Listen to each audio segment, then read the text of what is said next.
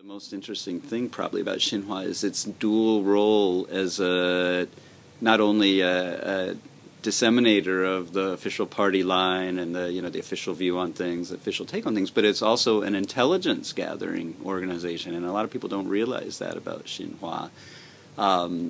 There was, and there still is actually. I interviewed somebody from a special dedicated team of people who produce these things called Neichan, which literally means like for internal consideration. And what they are, essentially, they're intelligence gathering reports.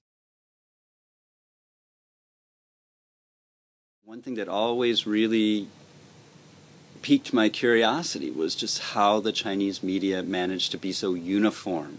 You could go from the smallest newspaper in Yunnan province to a major daily in Shanghai, and they would all look very, very similar.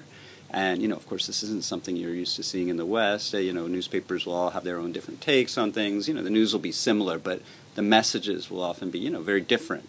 In China, they're all the same or very similar.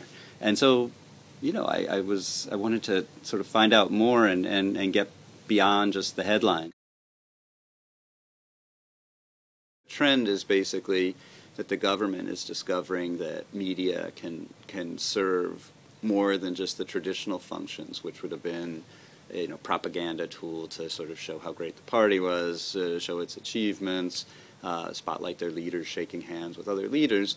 And these new functions that we're seeing, a lot of them, like I said, are being driven by social media.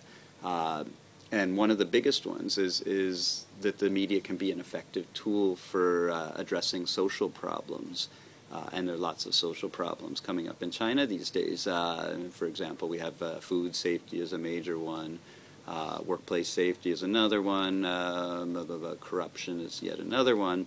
And all of these problems are problems that the party really wants to address, and at the same time they know that it's difficult to do that. And so social media is one way where they can do that.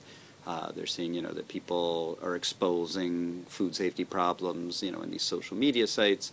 Again, they're exposing corruption. There have been some really interesting cases of corruption being exposed in social media, and it's actually filtering back to the mainstream media too. You're seeing a lot more investigative reporting coming out.